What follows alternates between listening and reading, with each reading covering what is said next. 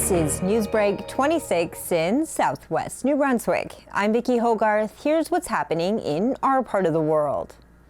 On Thursday, CHCO-TV, in collaboration with the St. Stephen Area Chamber of Commerce, downtown St. Stephen and the Municipal District of St. Stephen, hosted Meet the St. Croix Candidates at the Garceland Civic Centre.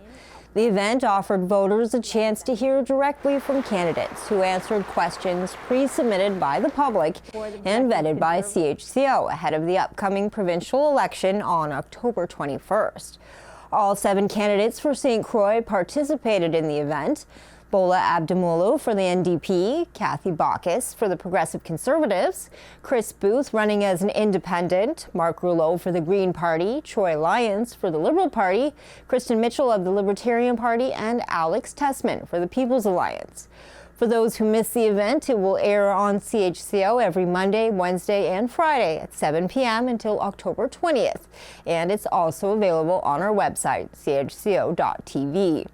Meanwhile, on Wednesday, the Eastern Charlotte Chamber of Commerce hosted another Meet the Candidates night at Macadavic Place in St. George for the Fundy-the St. John Lorneville riding.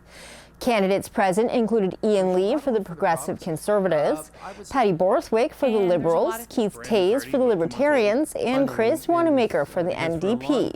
Rhonda Connell of the Green Party and Sharon Greenlaw of the Consensus NB Party were not in attendance. The 2-hour event allowed candidates to answer questions randomly selected from public submissions. The event will air on CHCO in the coming days. Check our website for the premiere date. In addition, CHCO invited party leaders with candidates in St. Croix for one-on-one interviews on Southwest Magazine. Progressive Conservative leader Blaine Higgs, Liberal leader Susan Holt, Green Party leader David Coon, NDP leader Alex White, and People's Alliance leader Rick DeSaulniers all stopped by the CHCO studio to tell viewers more about their party and their platforms. Libertarian leader Keith Tays is expected to confirm a recording time soon as well. Catch all the interviews on upcoming episodes of Southwest Magazine. Municipalities in New Brunswick are pushing full steam ahead on their budget deliberations, but this year brings a bit of uncertainty for St. Andrews. Nathalie Sturgeon has more on that story. Vicki, Municipal Council in St. Andrews will face some tough budget decisions this fall.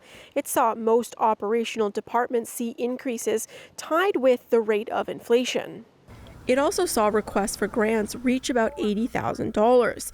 I will say that we did get presentations from a number of worthy organizations that need financial support, a lot of which the financial support previously came from the province of New Brunswick. Henderson says funding all of those requests would mean an increased tax base of about 1.5 cents on the mill rate.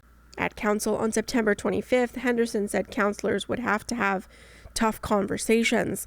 While Henderson doesn't believe St. Andrews will see a mill rate increase, there is a bit of unpredictability attached to the budget this year. The ongoing election is pushing the release of property assessment numbers back until it's over.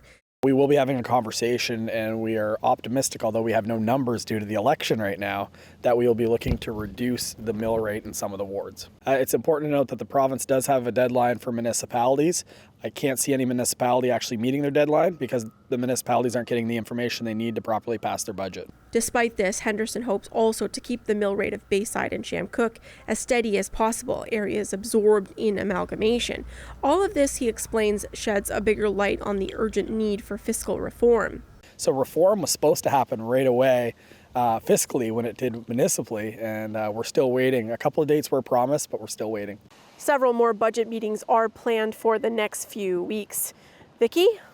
Thanks, Nathalie. That's CHCO's Nathalie Sturgeon in St. Andrews. Finally, Blacks Harbour residents are being told they could experience boil water advisories this month as the company who owns the water supply makes repairs. Connors Brothers, a seafood packing plant, owns the municipal water supply and associated infrastructure. In August 2023, the first boil water advisory was issued for the community and lasted 4 weeks. The municipality of Eastern Charlotte says the company spent $80,000 scanning the lines and located the leak. Work will take place on October 18th and 19th, which could result in a boil water advisory. In a release, the municipality says it will then flush the lines and seek to have the town-owned water reservoir cleaned in the next few months. Adding it has taken $500,000 from the Integrated Bilateral Agreement, a joint fund between the federal and provincial government to do a water exploration project for an alternative water source. Mayor John Craig says we want to keep the residents of Blacks Harbour as well as Beaver Harbour aware of the ongoing work being conducted by Connors Brothers and the municipality to address water issues. That's all the news I have for you. For more stories and online exclusives, follow me, Vicki Hogarth, on Facebook and visit CHCO.TV online. A news and public affairs production of CHCO-TV, New Brunswick's only source for independent community television.